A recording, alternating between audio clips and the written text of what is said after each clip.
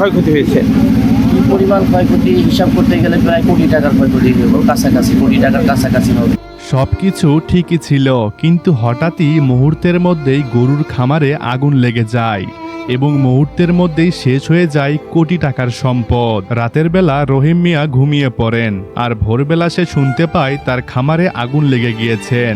রহিম মিয়া ছোটাছুটি করে তার খামারের সামনে আসে, কিন্তু ততক্ষণে সেই খামারটি পুড়ে ছাই হয়ে যায়।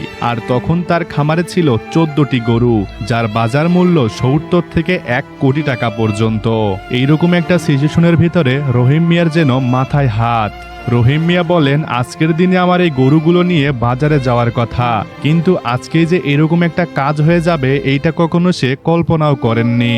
আর এতগুলো গরুই এভাবেই এখানেই মাটিতে চাপা দেওয়া হয়। আর রহিম মিয়া যেন কান্নায় ভেসে যাচ্ছেন সারাটা দিন ভর। বন্ধুরা, এইরকম একটা সিচুয়েশনে মানুষ পড়লে কতটা কষ্ট পেতে পারে সেটা হয়তো আপনারা নিজেরাই বুঝতে পারছেন।